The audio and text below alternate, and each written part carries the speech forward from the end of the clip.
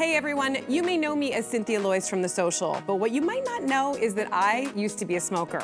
That's why I'm proud to be a part of Quitting Made Real by Nicorette, a new 6-episode podcast series I'm hosting featuring inspiring conversations with notable Canadians about their journeys to quit smoking. Quitting smoking was honestly one of the best decisions I've ever made, and it's possible for you too with the right tools and support.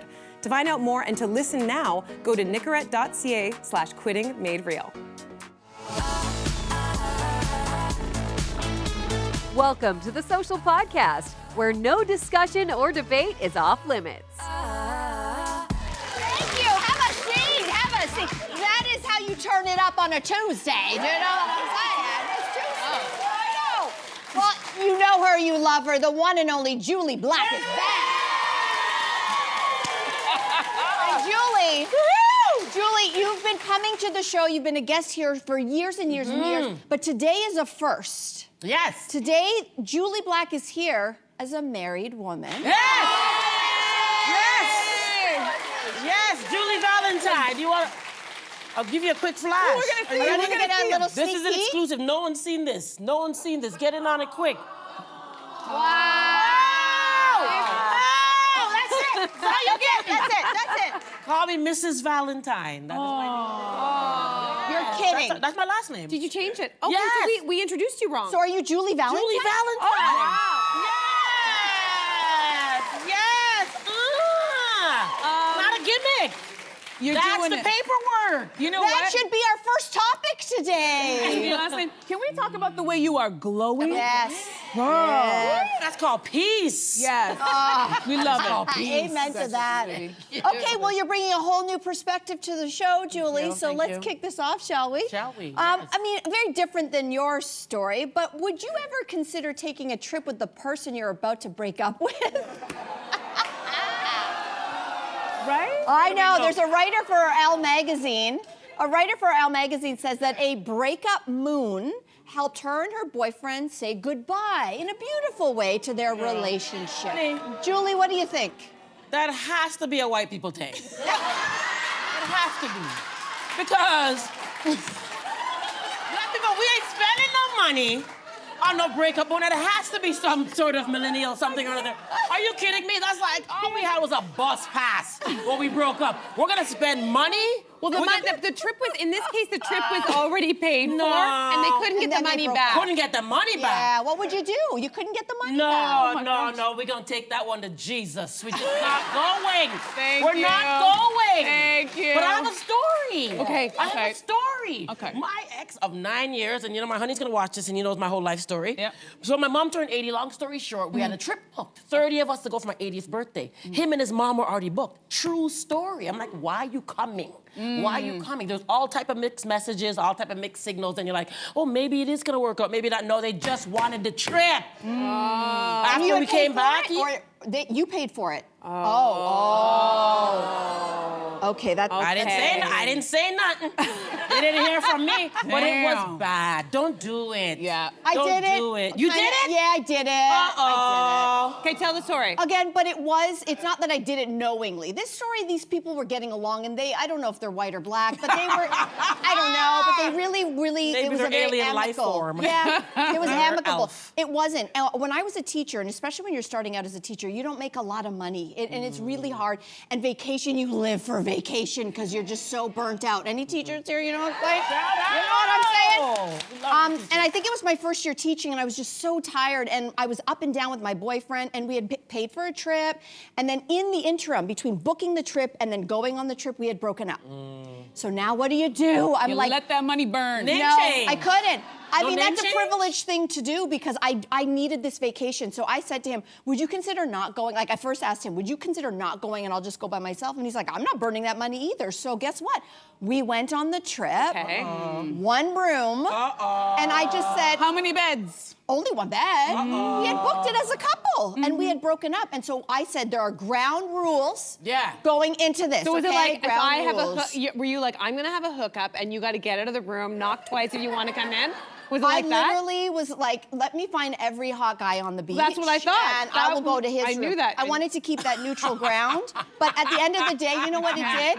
It confirmed to me this was a breakup because it was broken, and that was it. It solidified the fact that we were not to be together. We survived. Listen, I'm just watching and I just can't believe it. There's no way I wouldn't even walk down the street with an ex, much less go on vacation. And I know you're right, it's a privilege to let the money burn, but there's no way that I'm going to go on a vacation with someone where we've already gone our separate ways. And I have a question for these people. I know we can't talk to them, but are you in a new relationship? Because I would love to hear my current boyfriend explain to me how he's going on vacation with his ex so that they can finally just, you know. Let me find out. Yeah. Let me find out. Because the only reason why I would be on vacation with my ex is because we're trying to rekindle things. So that's why we're gonna go this tropical location and see if there's still a little spark. Because honestly, I don't even like going on vacation with people that I'm dating. Because trust me on this one, if you're in a new relationship and you want to find out if it's gonna work, go on a trip with each other. Yeah, it's Either true. you're Go on gonna a come trip. back tighter than ever, or you're barely going to be speaking to each other on your way back. It's a test, though. And I It's a speak from test, experience. I left for a trip, right? I left for a 2-week vacation to Trinidad. 2 weeks? Yes, the longest 2 weeks of my life. What's wrong with you? When we left, we were thick as thieves. Halfway through, some things happened, and we could barely look at each other. By the time we landed back in Toronto, I was like, I just gave him the deuces. I was like, all right, peace out, I'll see you later. So I just can't wrap my head around this, but this is a white people thing. I'm sorry, Julie, you have me. Julie, you're killing me. All right, so let's move on to our next topic. Our friend and colleague on the morning show host, Deepa Prasad, sparked a debate on Instagram when she asked her followers if it's okay to show PDA in front of their parents. So I'm curious, I'm seeing a lot of no's. Where do you guys stand on this one? I mean, I think when we say PDA, I know, I'm the same as you. Like, who needs to make out in front of their parents? For me, my childhood home is one of the least erotic spaces I've ever been in my entire life. Like, so it just doesn't inspire that. But I mean, if we're talking about being affectionate, that's a different story. Like, I think that that's really important. And I've been thinking a lot lately about the image that I'm giving to Jaya, our son, who's learning from us about what it looks like to be a couple at all turns. And so I don't actually know, I'm going to admit this, if Jaya's ever seen us kiss.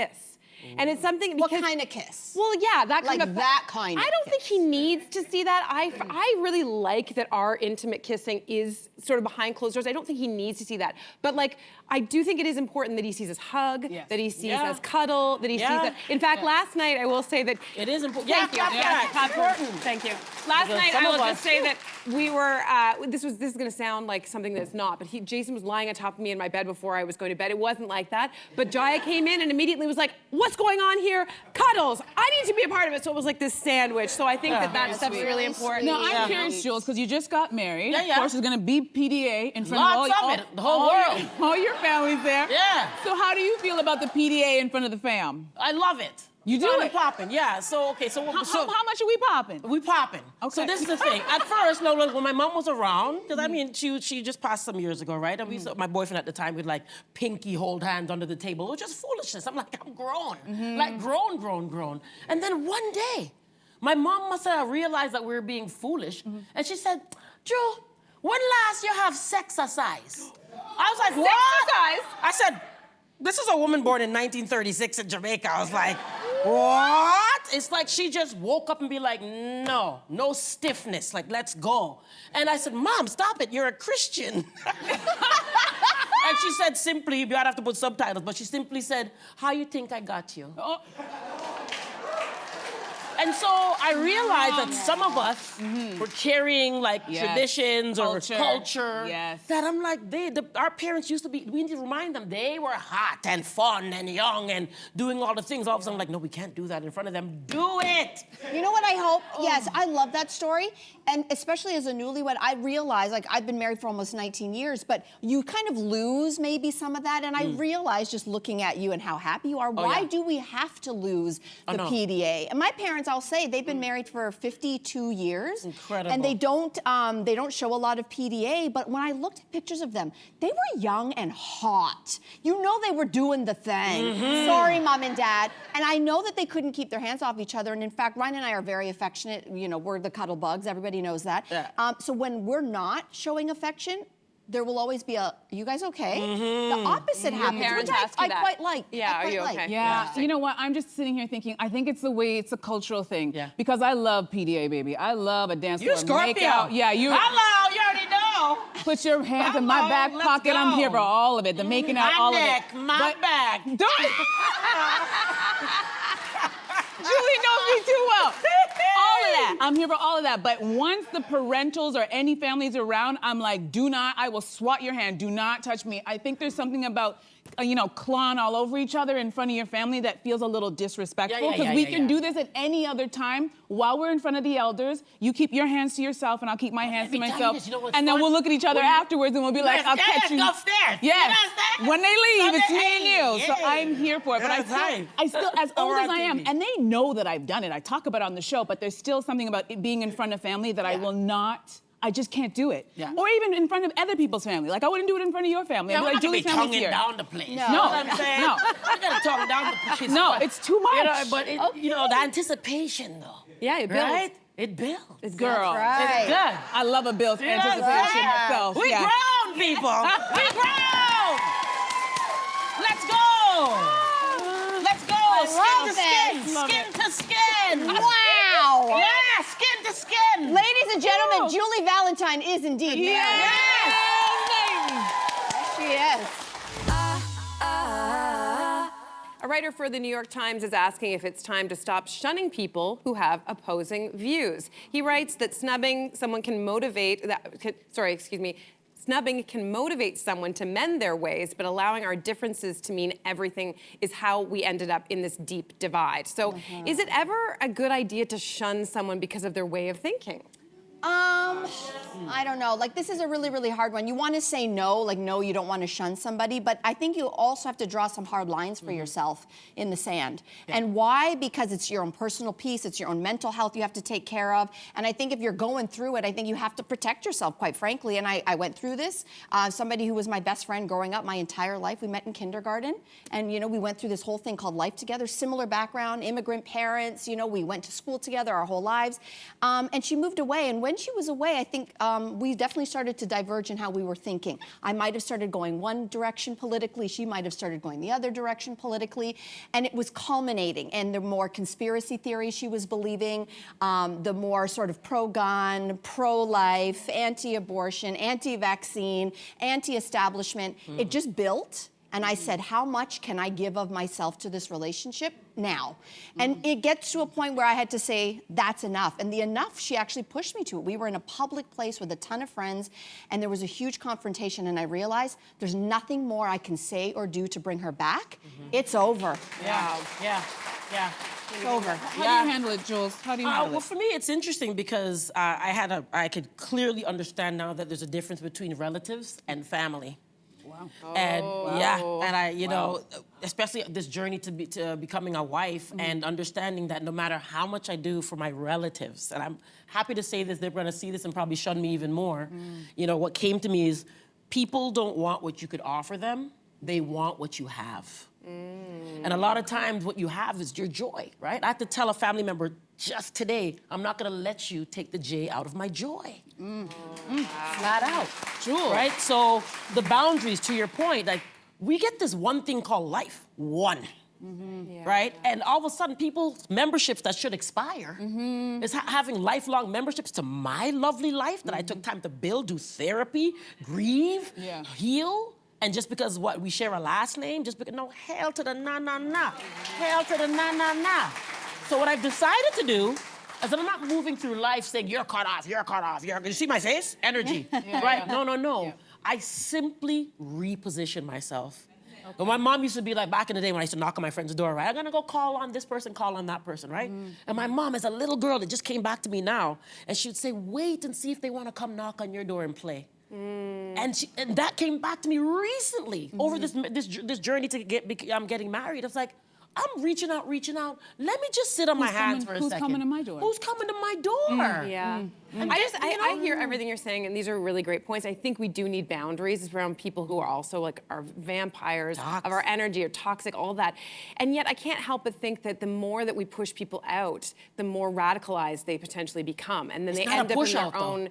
No, I get it. You're not saying you're pushing out, but let's agree on this: that we can see that we've become a society where it's like if you don't maybe this is more of an online thing, but it feels more and more like people who have a certain belief system they are in their own echo chambers and they're surrounded by people who are believing the same things, and then the other people on the other side, and no conversations, no meeting points are taking place. And I just worry as a society, obviously it's different with family members and close people, but just in general, if we're like, okay, unless you believe in this laundry list of things that are exactly what I believe in, that I won't have any conversation. I won't, because I think where those beautiful places happen, I don't know if this has happened to you before, is when you're talking to somebody who is on an opposite side of you, and you're sharing a story and you realize that you meet somewhere, or that somehow something you said actually illuminated like part of their bigotry or part of their ignorance. And even if they won't admit it in that moment, you know they went away and they thought about it, and perhaps you planted a seed of change. Well, you know, it's so funny you say that, because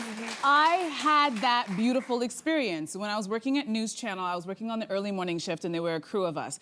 There was an older white man who was over 60, and he was a Trump supporter. Had another guy who was American who had very conservative parents who he no longer spoke to because they were not aligned. Then I also had a young woman who was in her early 30s. She just moved here from Egypt. She was an immigrant, and she was also Muslim. And then I had a first-generation guy who was raised Jewish, married to a Christian woman. And we had the best conversations every single morning. That's why I talk about them with so much affection. We did not all agree. We all came from different places, but there was a respect, and we were able to sit down and be like,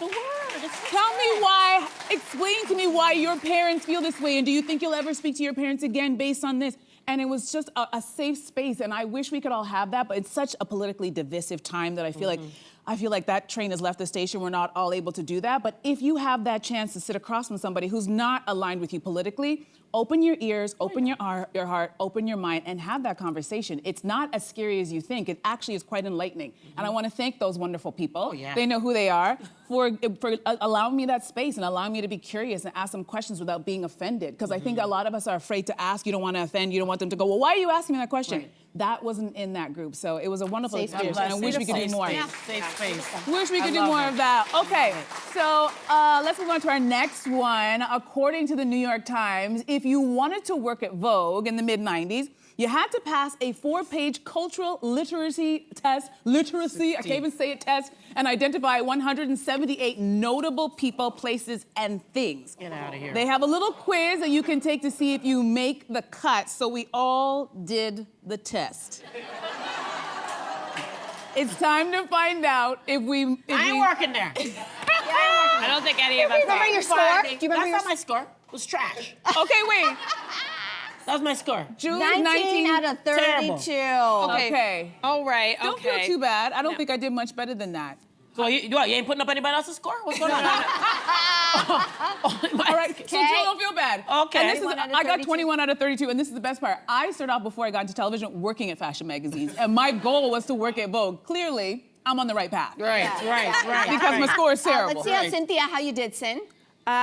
Do you know how you did? Oh, there we go. 23 out of 32. Hey! Whatever. People getting hype off of Yeah, that. I It's not very good. I said I wouldn't get. I wouldn't get higher than 23. that. I don't think. It says more cultural seasoning is needed. I worked at fashion television too, right? I know. Yeah. I know. I'm gonna say that to somebody when their food is trash. That's right. More cultural seasonings. I didn't do much better. I think I sat at about a 22 out of 32. Also, more cultural seasoning is. More It's the cultural cultural seasoning. part, because the questions, I think we all started okay. Yeah, We're like, strong. oh, this is so easy, right? Yeah. And then all of a sudden it hit us with a couple questions, and you're like, oh. That was not cultural. That was not Clearly. cultural. It was not cultural. But it does make me wonder if the younger generation had to do some kind of test like this. Our younger generation is experiencing culture differently than we did. We lived it. I think so much culture comes by way of digital that I wonder how the younger generation, you Gen Zers out there, I wonder how you would do, because culture is different. I'm not saying it's better or worse. I'm saying that you guys are consuming culture differently than we did. Yeah, and they don't look as young and good. Apparently, did you see what's going on? They're slapping all types of stuff on their face, and they can't even, they still ain't looking. Look, we almost 50 up in here, okay?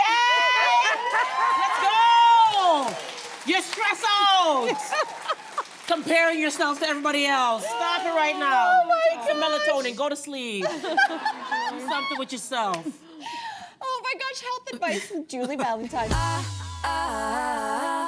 Okay, nominations for the Emmy Awards were just announced today, and some of our favorite Crave shows are in the lead. The divisive season of The Last of Us scored 18 nominations, with Bella Ramsey making history as the first openly non-binary actor to be nominated. That is huge.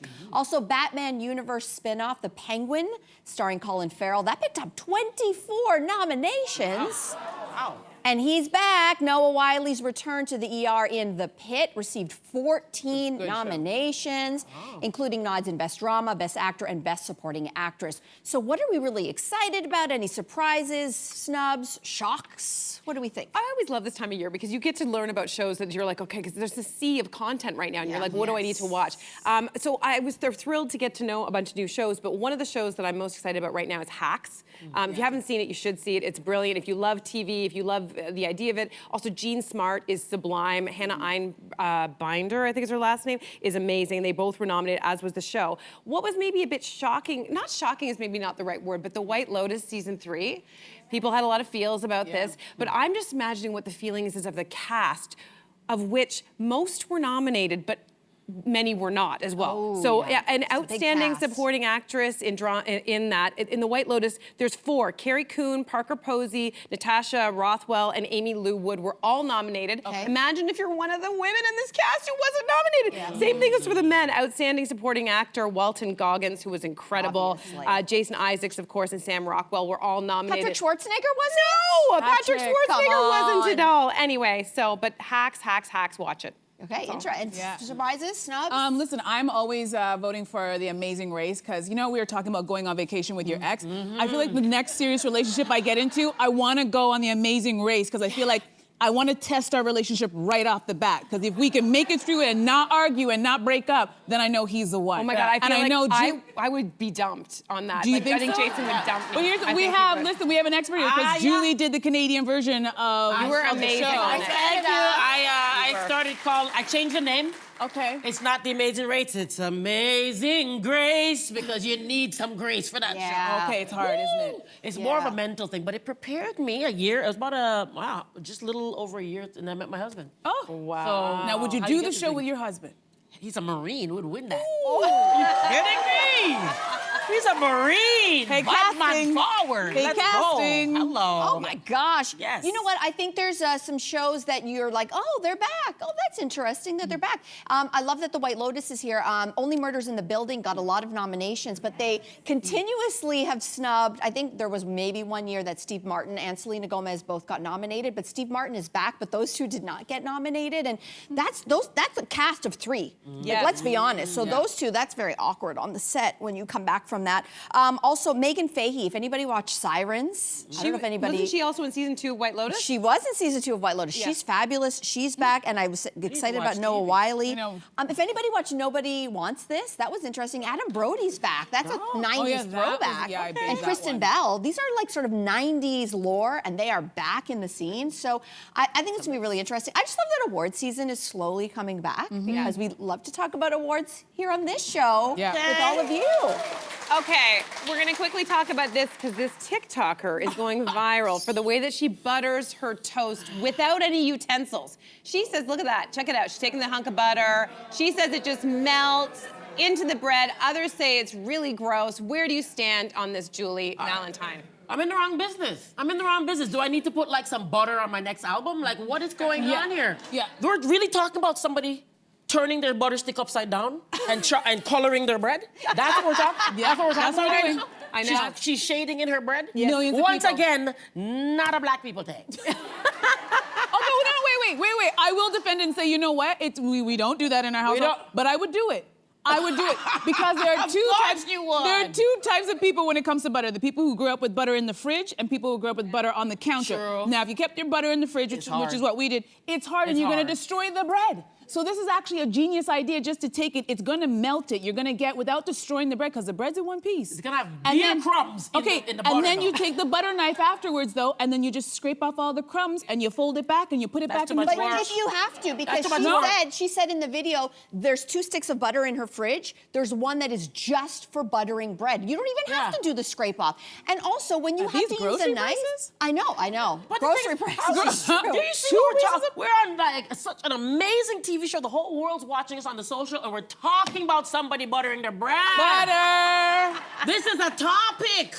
This is a topic. This is true. What's going on in the world?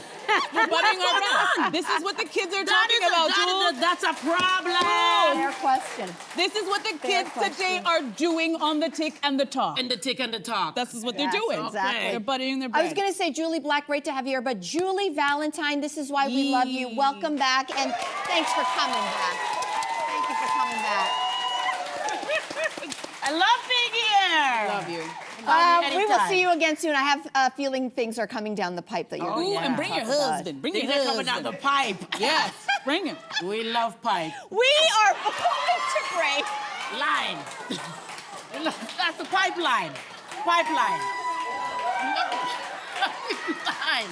Julie. Pipeline. Julie. Tell me you're a Pipeline. newlywed. Where did Tell me you're a I'm a newlywed. Give me without grace. telling me I'm a you're a newlywed. newlywed. Subscribe to the Social Podcast so you don't miss a fiery debate. Until next time, socialites.